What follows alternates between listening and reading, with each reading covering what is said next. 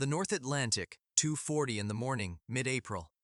The water temperature hovers just below freezing. Somewhere in that blackness, tilting at an angle that defies the imagination of her builders, the largest moving object ever constructed by human hands is sliding beneath the surface. Standing on her sloping deck, watching lifeboats pull away with spaces still unfilled, is a 47-year-old man whose family name had been synonymous with American wealth for nearly a century. His name is John Jacob Astor IV. In less than an hour, he will become the richest man ever to die at sea. But rewind the clock by just 6 hours, and that same man occupied a different world entirely. The first-class dining saloon of the RMS Titanic glittered like a Parisian palace set adrift oak-paneled walls rising 2 stories high, crystal chandeliers casting warm light across damask tablecloths, white-gloved stewards attending to every whim. Astor dined that evening with his young bride Madeleine, 19 years old and 5 months pregnant with his child. Around them, the cream of American and British society laughed, gossiped, and ate from 11-course menus that would have staggered a working family's monthly budget. Everything about this floating city proclaimed mastery over nature: the steel hull, the watertight compartments, the sheer confidence of engineers who believed they had tamed the sea itself. Yet behind the velvet curtains, another world hummed with frantic labor. Down in the ship's bowels, firemen shoveled coal into roaring furnaces around the clock, their faces blackened with soot, their shifts brutal and unending. Steerage passengers, some clutching letters of introduction, others clutching dreams of American streets paved with gold, slept in cramped berths far below the waterline. The Titanic was not merely a vessel, it was a floating diagram of Edwardian society, stratified from the millionaire suites to the third-class common rooms with the same architectural precision that separated Fifth Avenue mansions from Lower East Side tenements. Opulence always rests on foundations that the opulent rarely see. John Jacob Astor IV understood this better than most, or should have. He had been born into the 4th generation of a dynasty built on fur pelts, Manhattan real estate, and an instinct for knowing when to hold and when to sell. His great-grandfather, the original John Jacob Astor, arrived in America with almost nothing and died the richest man in the country. The family had since erected an empire of hotels, apartment buildings, and summer estates that stretched from New York to Newport to the mountains of Europe. By 1912, the Astor name itself was a kind of currency accepted everywhere, questioned by no one, and yet currency, like unsinkable ships, sometimes fails without warning. What follows in this story is not simply a tragedy at sea.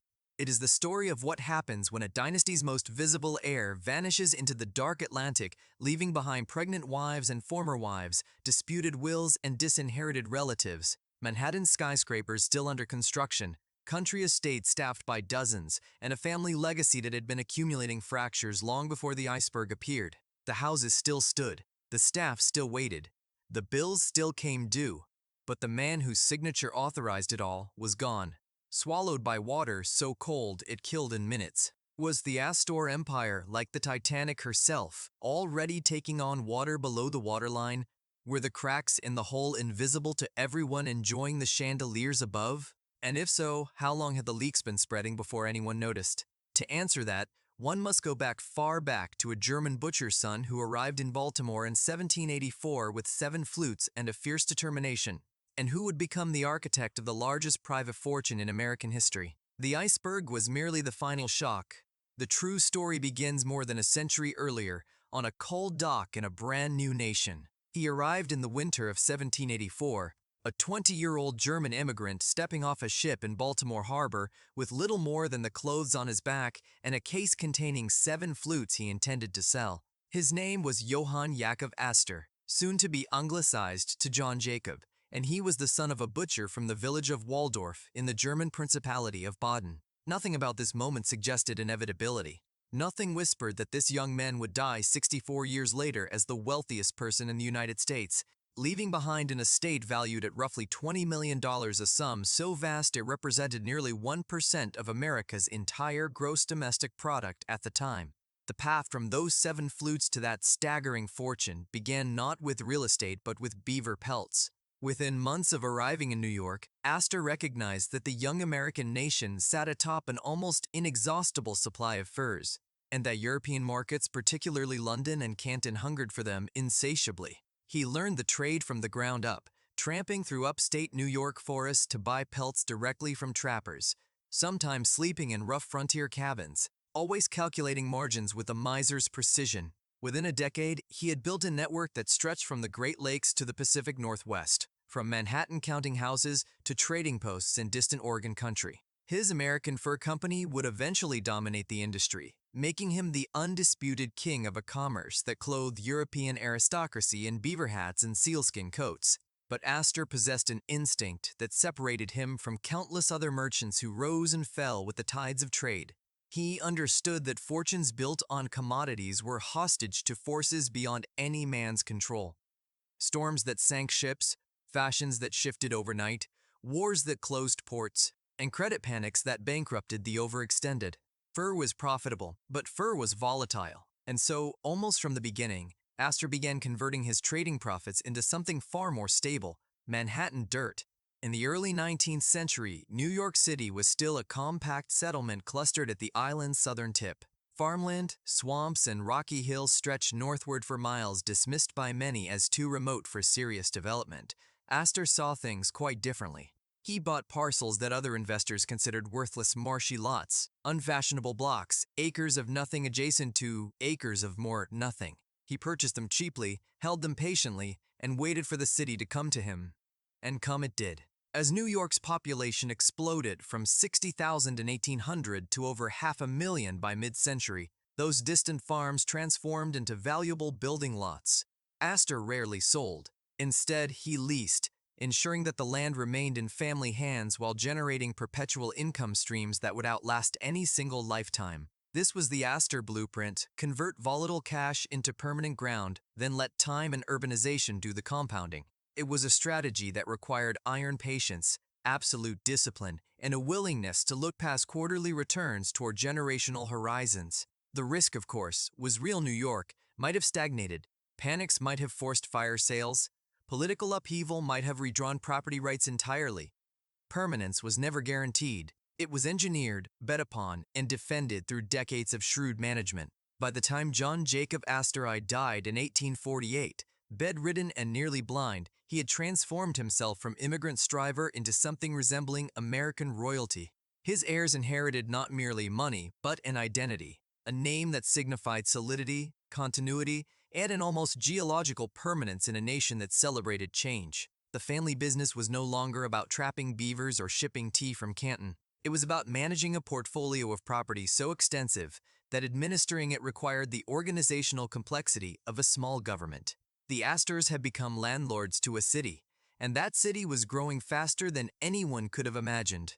The question now was whether the generations that followed could manage an inheritance that had grown almost too large to comprehend, and whether wealth on this scale carried obligations that no ledger could fully capture. By the middle of the 19th century, the system John Jacob Astor had pioneered had evolved into something approaching a private government. His son, William Backhouse Astor, and later his grandsons, William Jr. and John Jacob III, did not speculate on land, they administered it. The family office on Prince Street and later on larger premises as holdings multiplied operated like a municipal department, tracking hundreds of properties scattered across the island, collecting rents from thousands of tenants, dispatching agents to inspect buildings, negotiate leases, resolve disputes, and occasionally evict the delinquent. Where other fortunes rose and fell with volatile markets, the Astor wealth simply accumulated, compounding year after year like interest in an account that could never be closed. The key mechanism was the ground lease, a financial instrument so elegant in its simplicity that it became the family's signature tool. Rather than selling land outright, the Astors leased it for terms stretching 21 to 99 years. Tenants built their own structures, maintained them at their own expense, and paid annual rent for the privilege of occupying Astor soil. When leases expired, both land and improvements reverted to the family, often greatly enhanced in value. Manhattan was growing upward as well as outward, and every new story added to a building eventually became Astor property. The city, in effect, was constructing their fortune for them. But for a family whose identity had become inseparable from New York itself, simply collecting rent was never quite enough. The Astors understood that visibility mattered, that a name associated only with ledger books risked becoming invisible, while a name carved into the skyline commanded respect. And so they began building monuments. The most famous rose at the corner of 5th Avenue and 33rd Street. In 1893, William Waldorf-Astor opened the Waldorf Hotel on the site of his former mansion, a 13-story palace of terracotta and brick designed to rival the grandest hotels of Europe. 4 years later, his cousin John Jacob Astor IV answered with the adjoining Astoria, even taller, even more lavishly appointed.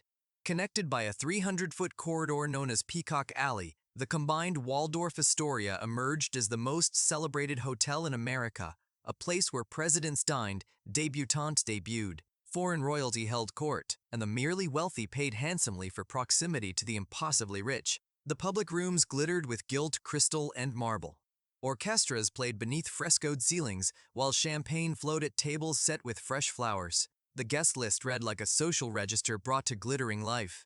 Yet beneath the chandeliers, invisible to guests admiring their reflections in polished brass, another world churned with ceaseless effort. Hotels of this scale were not merely buildings, they were machines requiring constant feeding. Coal by the ton arrived daily to power the boilers. Linen by the acre cycled through industrial laundries. Kitchens staffed by dozens produced thousands of meals per day, sourcing ingredients from markets across the city and farms beyond. Engineering crews maintained elevators, plumbing, and the fragile technology of electric lighting. Housekeepers, porters, concierges, and waiters numbered in the hundreds, their wages a relentless monthly obligation regardless of occupancy. Insurance, property taxes, and periodic renovations added further burdens. A grand hotel could generate enormous profits, but it could hemorrhage money with terrifying speed if management faltered or fashion shifted elsewhere. This was the paradox the Astors navigated throughout the Gilded Age. Grandeur attracted prestige, but grandeur demanded constant feeding. The ballrooms that impressed society required the boiler rooms that no guest ever saw. The famous name above the door was sustained by anonymous labor below the stairs. Every gilded surface concealed a cost structure, and every passing season brought the quiet anxiety of remaining fashionable in a city that worshipped novelty above tradition. And fashion, for the Astors, was never merely about hotels. By the final decades of the 19th century, the family had discovered that architecture itself could function as a powerful social vocabulary, that where one lived, how one entertained, and whose invitations one accepted or declined, constituted a grammar of power more precise than any written law. The buildings were certainly impressive, but the system they represented was something else entirely. Her ballroom held exactly 400 guests, not 450, not 375. 400, precisely a number that became so famous it eventually named an entire social class. Caroline Schermerhorn Astor, known simply as Mrs. Rummingt. Astor, in an era when the definite article conveyed absolute authority, did not invent American high society, but she codified it, policed its boundaries with unwavering vigilance, and for nearly 3 decades ruled it from a brownstone fortress on 5th Avenue with an iron will concealed beneath diamonds and black velvet. The mansion she shared with her husband, William Backhouse Astor Jr., stood at 350 Fifth Avenue, later replaced by the Empire State Building, a geographic footnote that captures something essential about the impermanence of even the grandest domestic monuments. But in its prime, during the 1870s and 1880s, the house functioned less as a home than as a stage set designed for the performance of social power. The famous ballroom, added as a rear extension, featured a capacity calibrated not to architectural constraints, but to Mrs. Astor's personal judgment about who mattered in New York society. If you received her cream-colored invitation card, you belonged. If you did not, no amount of money could purchase admission. The ritual calendar she established became almost liturgical in its precision. The annual ball, held each January, operated as a kind of social census, confirming membership in the city's inner circle. To attend, one dressed according to exacting codes, women in gowns from Worth of Paris, men in white tie, everyone dripping with jewels appropriate to their station. The receiving line moved through rooms decorated with thousands of fresh roses, past liveried footmen whose annual salaries exceeded what factory workers earned in a year.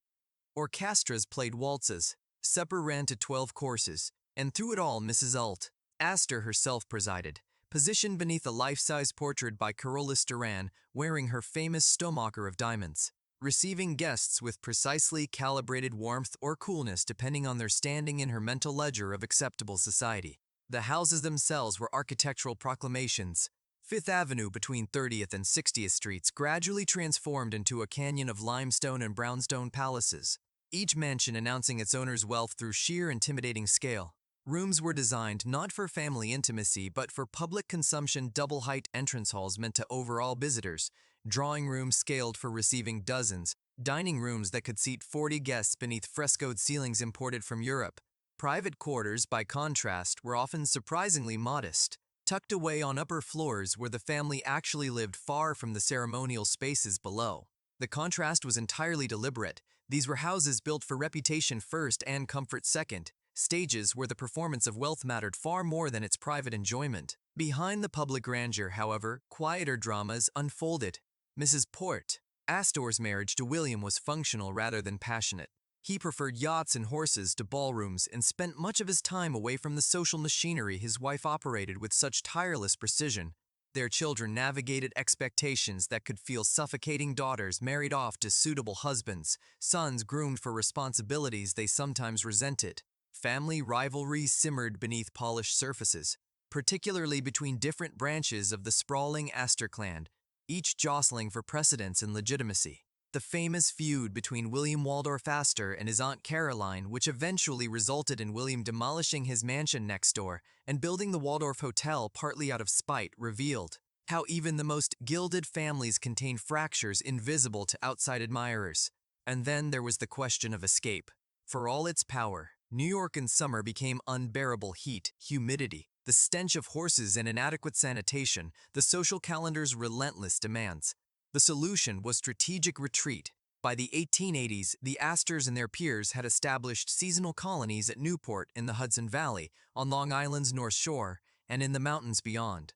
These were not vacations in any modern sense. They were extensions of the same social theater, transplanted to larger stages where the houses grew even grander, the entertainments even more elaborate, and the costs even more staggering. The Fifth Avenue mansions were merely the winter palaces, the summer cottages. A word that concealed estates rivaling European chateaux represented ambitions even larger, appetites even more demanding. The carriages were already being packed. The staff was already being dispatched well ahead. And somewhere along the Atlantic coast, the Astor name was about to be carved into properties that would outlast the family's grip on New York society itself. They called them cottages. The word itself was a private joke among the families who built them, deliberate understatement that fooled no one and was never truly intended to. Beechwood, the Astor summer residence in Newport, Rhode Island, sprawled across acres of manicured grounds overlooking the Atlantic, its Italianate facade suggesting a villa transported whole from the hills above Florence, purchased by William Backhouse Astor Jr.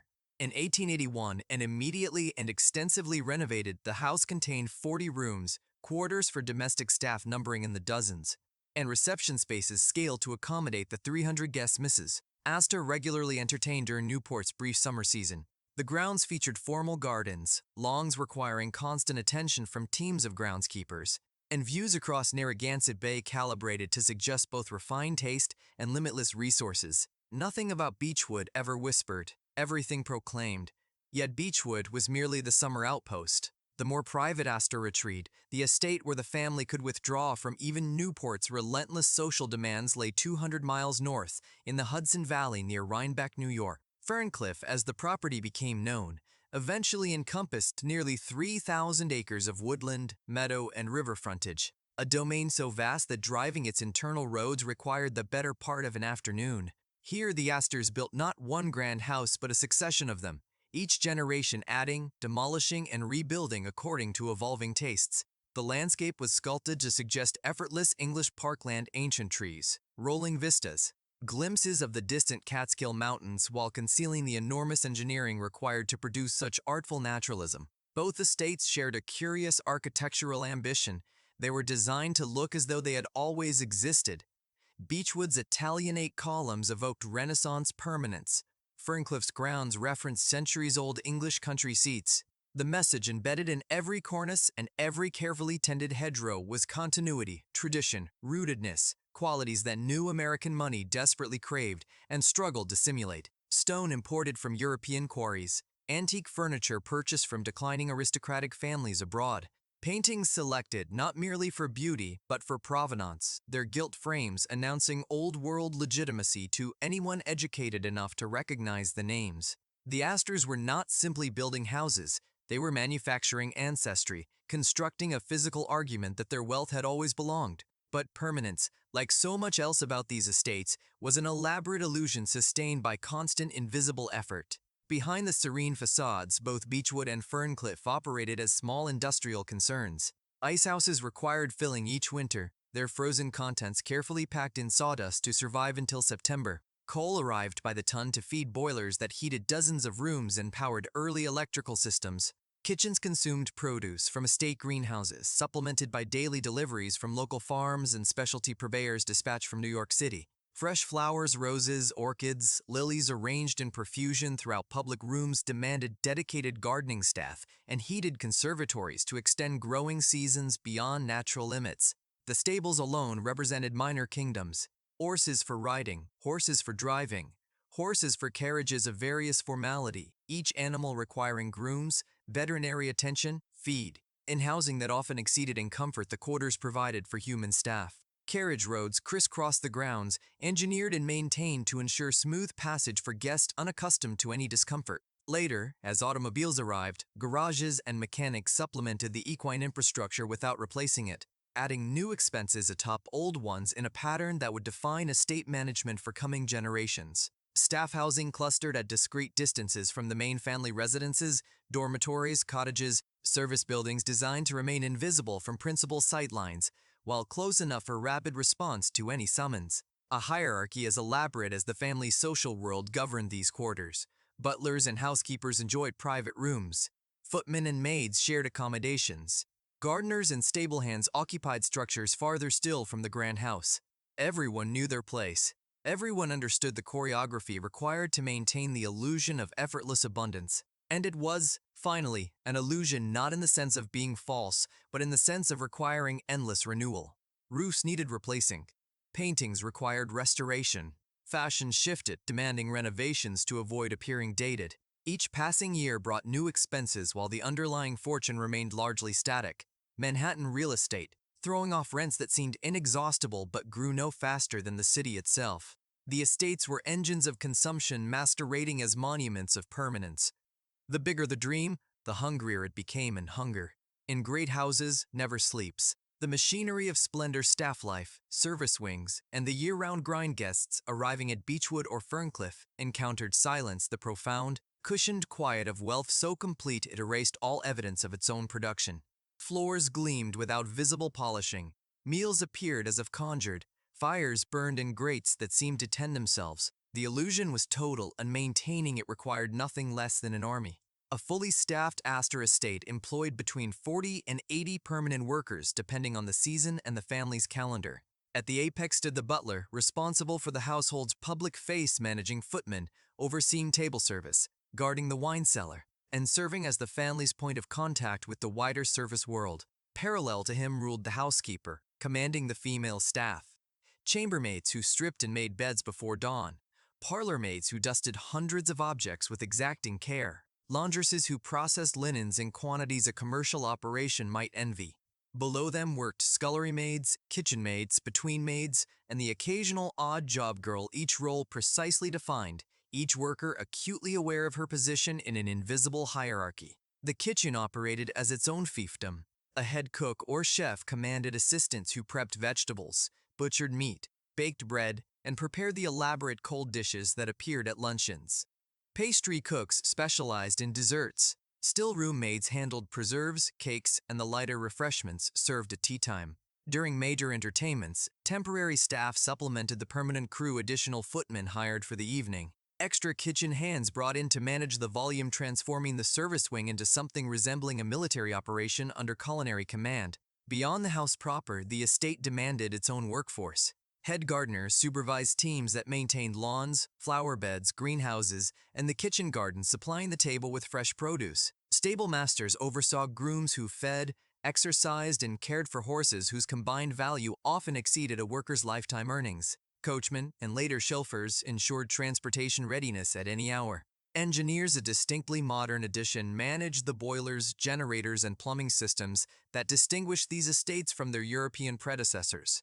Night watchmen patrolled grounds too vast for any single pair of eyes, guarding against fire, theft, and the risks that accompanied concentrated wealth. The contrast between the worlds above and below stairs could hardly have been sharper. Upstairs, soft carpets, muted voices, unhurried movement.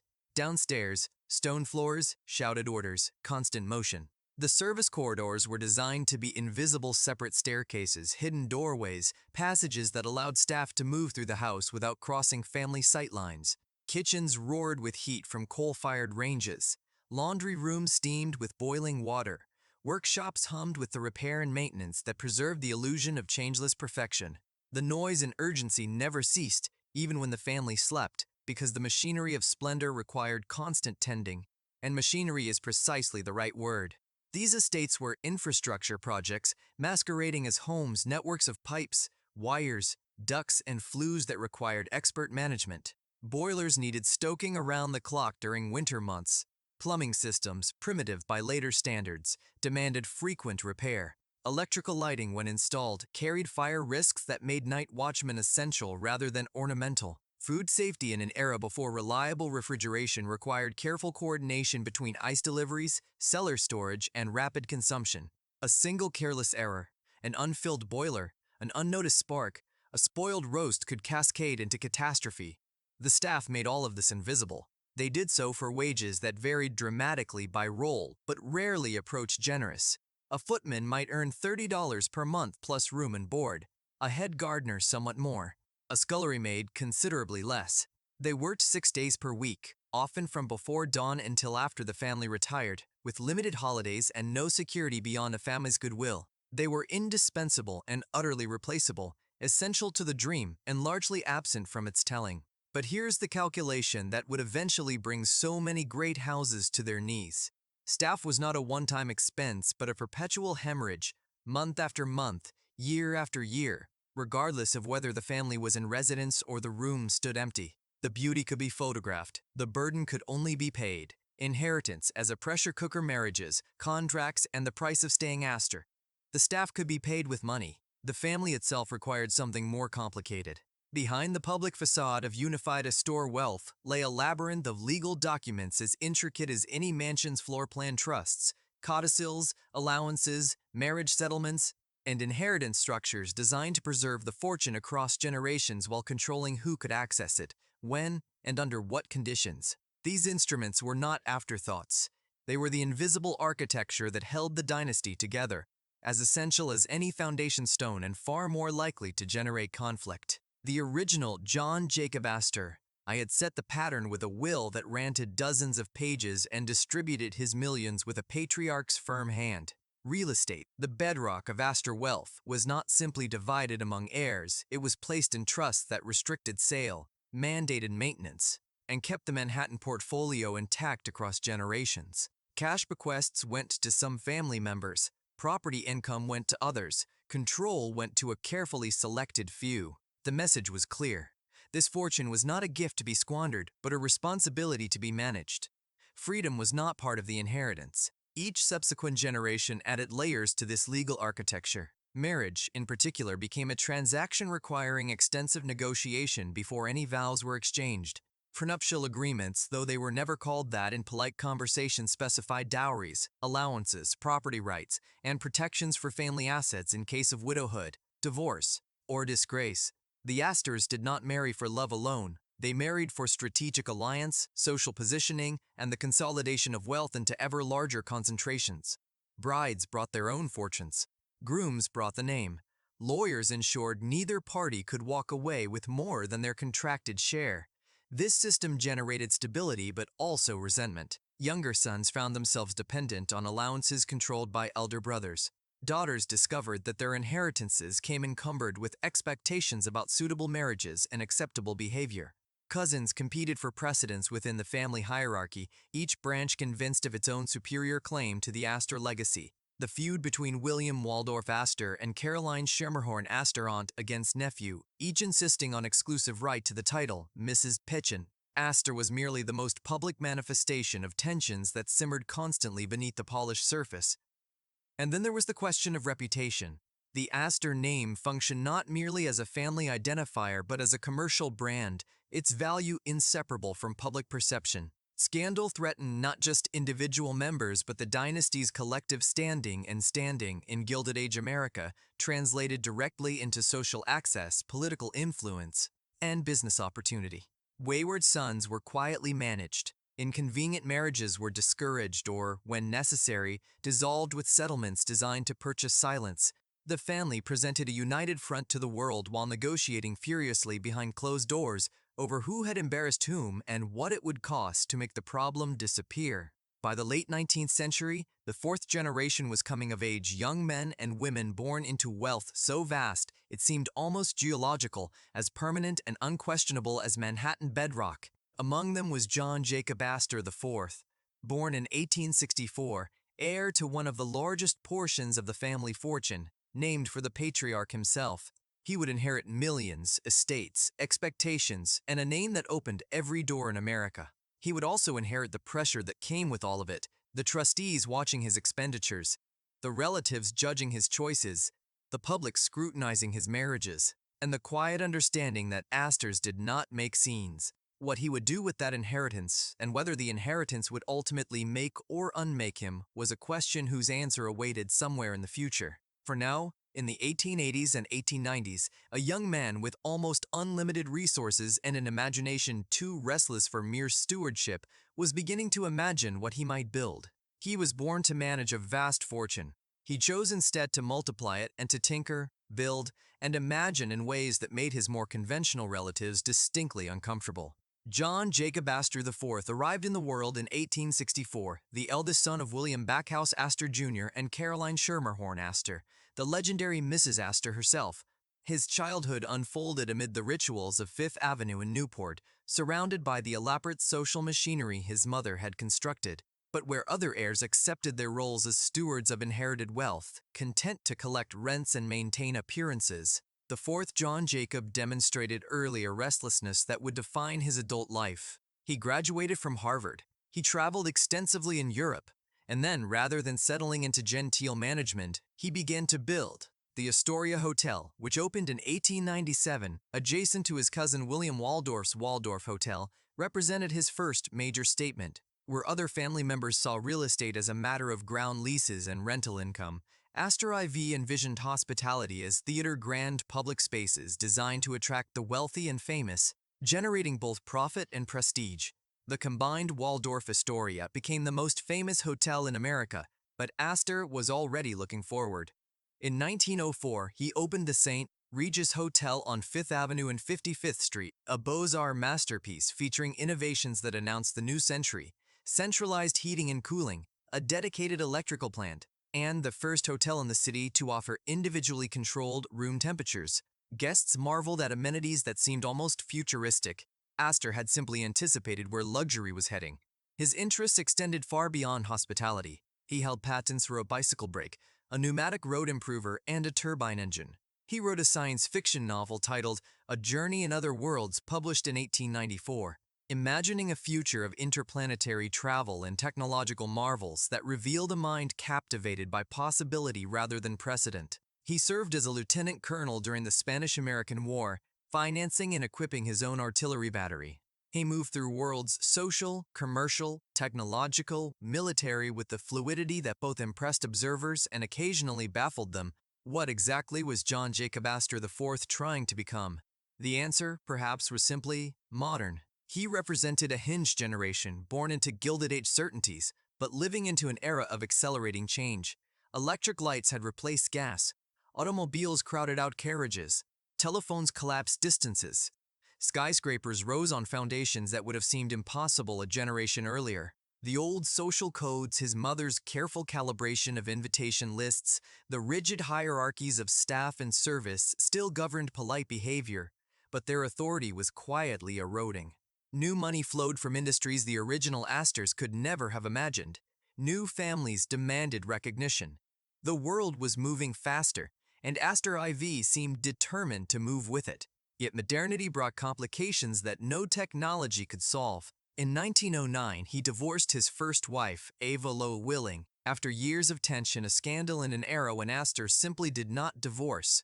2 years later, he compounded the damage by marrying Madeleine Force, an 18-year-old from a respectable but modest family, nearly 3 decades his junior. Society's verdict was swift and merciless.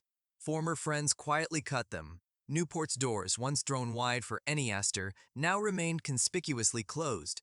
Even his mother's legendary social power could not undo the stain.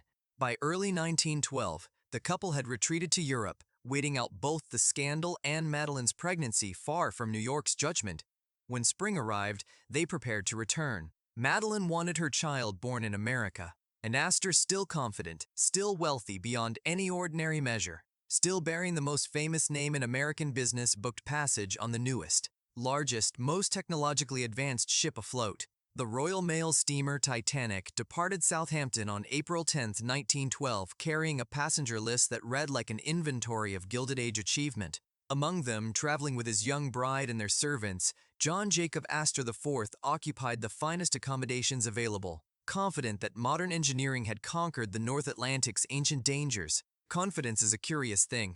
It builds empires, launches vessels, and occasionally mistakes innovation for invincibility. The Titanic was, in every meaningful sense, a floating Grand Hotel, and John Jacob Astor IV knew Grand Hotels better than almost anyone aboard. His suite on sea deck, a parlor arrangement connected to private promenades, featured the same design vocabulary he had commissioned for the St. Non. Regis, fine woodwork, quality linens, electrical conveniences, and staff trained to anticipate needs before they were voiced.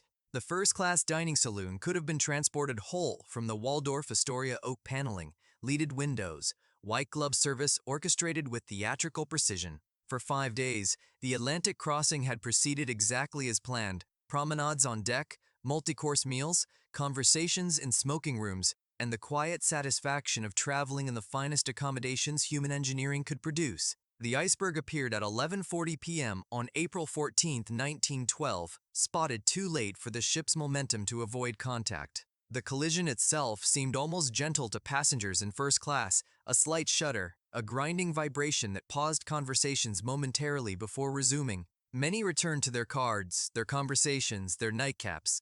Below the waterline, however, seawater was already flooding forward compartments at a rate that would doom the vessel within hours. The ship's vaunted watertight design, so confidently marketed, had one fatal flaw. The bulkheads rose only partway up the hull, allowing water to spill from compartment to compartment as the bow sank lower. By midnight, the mathematics were inescapable. By 12:30 a.m., lifeboats were being lowered, though many left only partially filled, passengers unable to believe that such a magnificent vessel could actually founder. John Jacob Astor IV helped his young wife Madeleine into lifeboat force sometime around 1:45 in the morning. According to survivors, he asked an officer if he might accompany her, given her condition. The officer refused, women and children only. Astor reportedly stepped back without protest, lit a cigarette, and watched the boat descend toward the dark water 40 feet below. He was never seen alive again. The richest passenger on the ship died as the vessel broke apart and plunged beneath the surface at 2020 a.m. His body was recovered a week later by the cable ship Mackay Bennett, identifiable by the initials sewn into his jacket and the fortune in cash found in his pockets, over $2,000, more than most workers earned in a year. He was buried at Trinity Church Cemetery in Manhattan, the same ground where his ancestors lay. The funeral, attended by dignitaries who would spend months afterward grappling with what his death actually meant. The implications rippled outward in widening circles. Madeleine, 19 years old and 5 months pregnant, returned to New York as one of the most famous widows in America. Her future and her unborn child's future now depended entirely on the provisions of a will drafted when circumstances were very different. Astor's son, Vincent, 20 years old and suddenly thrust into control of one of the nation's largest fortunes, faced decisions he had never been prepared to make. The trusts, the properties, the staff, the ongoing construction projects, all of it required immediate attention, and the man whose signature had authorized everything was now beyond reach. But the loss extended beyond any single family. The Titanic disaster punctured something essential in the mythology of the Gilded Age: the belief that wealth, technology, and expertise could guarantee safety against nature's indifference. The ship had been marketed as virtually unsinkable. Its builders had deployed the most advanced maritime engineering available. Its passenger list represented accumulated fortunes spanning continents, and none of it mattered when the steel hull met the ice. Money could not purchase additional lifeboats after the fact. Prestige could not slow the flooding. The ocean remained utterly indifferent to names, legacies, and the careful structures humans built to protect themselves. In the months that followed, as investigations convened and blame was assigned, a quieter reckoning began within great families on both sides of the Atlantic. If the unsinkable could sink, what else might fail? And if even the Astors could not protect themselves from catastrophe, what did that mean for the elaborate systems, houses, staffs, trusts, traditions they had spent generations constructing? The answers would emerge slowly, in courtrooms, boardrooms, and emptying estate houses. After the iceberg changing New York, rising costs, and the vanishing mansions, the mansions did not fall to wrecking balls overnight. They succumbed slowly, one family decision at a time, to arithmetic that no amount of sentiment could ultimately defeat. In the years following John Jacob Astor IV's death, New York City accelerated its transformation at a pace that would have astonished even the most forward-thinking Gilded Age builders. The First World War reshuffled fortunes and accelerated profound social change. The income tax, introduced in 1913, began extracting percentages that earlier generations had never contemplated paying. Property taxes rose steadily as the city expanded its services and infrastructure. And Fifth Avenue itself, the very corridor that Caroline Astor had ruled with such imperious certainty, began evolving from a residential promenade into a commercial thoroughfare where retail frontage generated returns that private homes simply could not match. The economics became inescapable. A mansion occupying a full block of prime Manhattan real estate represented not just the cost of its upkeep, but the enormous opportunity cost of what that land could otherwise produce. A brownstone requiring 40 staff members to maintain might sit empty 10 months of the year while its owners traveled abroad or retreated to country estates. Taxes accrued regardless of occupancy. Roofs leaked whether or not anyone slept beneath them. The mathematics of maintaining an urban palace had always been challenging. By the 1920s, they had become prohibitive for all but the most stubbornly wealthy. One by one, the great houses began to disappear. The Vanderbilt mansions fell. The Whitney houses converted or demolished. The Astor properties followed the same trajectory, their limestone facades giving way to apartment towers and commercial buildings that extracted maximum value from minimum footprint. The Waldorf-Astoria itself, the combined hotel that had symbolized Astor hospitality for decades, was demolished in 1929 to make way for the Empire State Building, its replacement rising on the very ground where Mrs. Astor had once received her 400. The family retained financial interest in the new structures, but the personal connection to place was severed. No Astor would ever again receive guests in those rooms because those rooms no longer existed. The transition was rarely framed as defeat. Publicly, families described their choices as modernization, as practical wisdom, as moving forward rather than clinging to an impractical past. And there was truth in this framing. The world had genuinely changed, and adapting to new circumstances was not shameful. But beneath the progressive language lay harder realities. Many families had simply run out of either money or will. The staff who had made these houses function commanded wages that rose with each passing decade. The craftsmen who could repair hand-carved moldings or restore antique wallpapers grew scarcer and more expensive. Insurance costs climbed as fire departments calculated the risks inherent in aging infrastructure.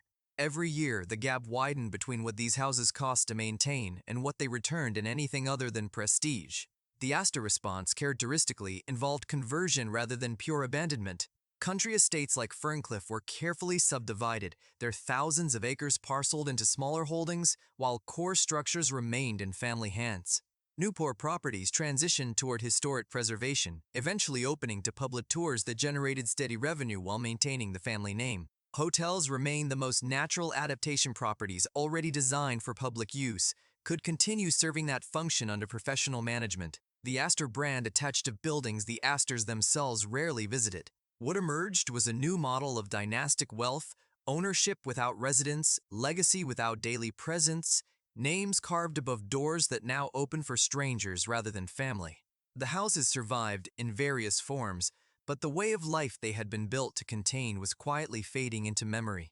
And fading, in great families as in great houses, is a process that takes decades to complete, long enough for each generation to believe itself the last to hold the full inheritance together, reinventing the Astor footprint preservation, public access, and the new economics of great houses. The houses that survived did so by becoming something their builders never intended: public institutions with annual operating budgets, formal board meetings, and gift shops installed carefully where the butler's pantry once stood. Beechwood in Newport passed through multiple owners after the Astors departed, eventually reopening as a living history museum where costumed interpreters portrayed Gilded Age servants and socialites for paying visitors each summer. The approach transformed a private residence into theatrical experience, generating revenue through ticket sales and special events while maintaining the physical fabric that made such performance possible. Other stately Newport cottages followed similar paths, clustering into a preservation district that now draws hundreds of thousands of tourists annually, each visitor paying admission fees, browsing souvenir shops, and contributing to an economy built entirely on architectural nostalgia. The Hudson Valley estates adapted differently.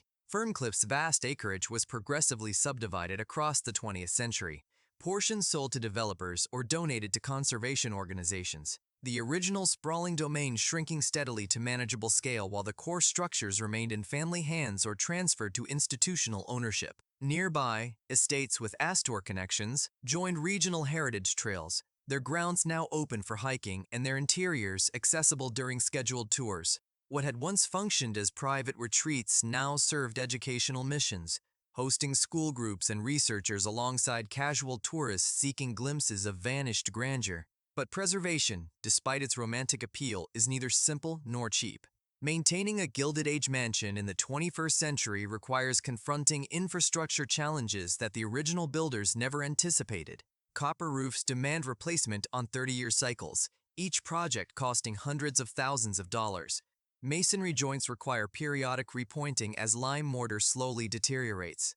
Climate control systems essential for protecting fragile textiles, paintings, and woodwork must balance conservation standards against energy costs that climb relentlessly. Fire suppression presents particular dilemmas. Sprinkler systems protect irreplaceable interiors, but risk significant water damage. Their absence invites catastrophic loss. Insurance premiums reflect these calculated risks, adding substantial annual expenses regardless of whether a single flame ever threatens. Staffing, too, has evolved over time rather than disappeared entirely. The footmen and chambermaids are gone, replaced by tour guides, security personnel, curatorial staff, development officers, and maintenance crews whose collective salaries often rival what the original household payroll once consumed.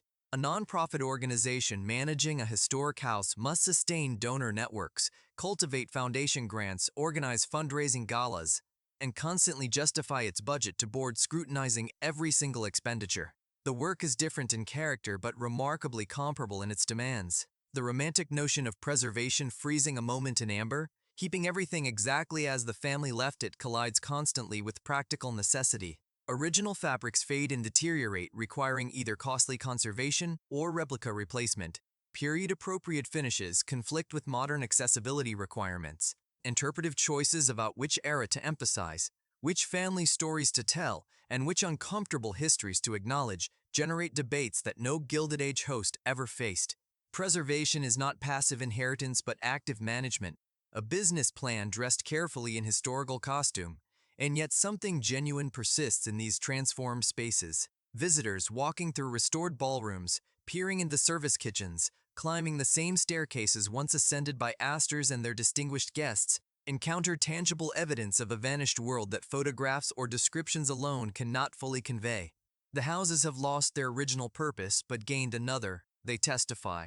They stand as witnesses to ambitions, systems, and values that shaped American life in ways still visible today. The private symbol becomes public resource, the family monument transforms into collective heritage, and the story, far from ending, continues in forms its founders could never have imagined. Closing, what sinks, what survives. Stewardship as the real fortune. The North Atlantic keeps its dead. John Jacob Astor IV lies not in the family plot at Trinity Church Cemetery, but somewhere in the cold depths where the Titanic scattered her passengers across miles of ocean floor. His body was recovered, yes, but the ship that carried his final hours rests beyond any recovery. a steel monument to the limits of human confidence, visited now only by submersibles and the creatures that thrive in perpetual darkness. The metaphor writes itself, perhaps too easily. The unsinkable sinks, the permanent proves fragile. The fortune that seemed as solid as Manhattan bedrock reveals itself, across generations, as something requiring constant renewal rather than passive inheritance. But the metaphor endures because it captures something true about dynasties, great houses, and the seductive illusion that wealth, once accumulated, simply persists on its own. The Astor arc traced a pattern repeated across Gilded Age families with minor variations. Enterprise generated the original fortune for pelts traded for profits that compounded across decades. Land stabilized those profits, converting volatile cash into permanent ground that appreciated as cities grew around it. Architecture displayed the results, translating wealth into visibility through mansions, hotels, and estates designed to announce arrival and permanence. Then came the inevitable strains. Inheritance divided among competing heirs, upkeep consuming income faster than rents could replenish it. Social change eroding the assumptions that made such display meaningful. The houses that survive today do so not because wealth protected them, but because someone shows stewardship over sentiment, adapting use, sharing access, and treating preservation as ongoing work rather than finished achievement. This is the documentary's quiet argument. The seductive image of old money, the ballrooms, the guest lists, the effortless glamour captured in period photographs conceals the grinding reality beneath. Every gilded surface required polishing. Every manicured lawn required mowing. Every generation faced choices about what to maintain, what to release, and what to hand forward. The true fortune was never the party or the name.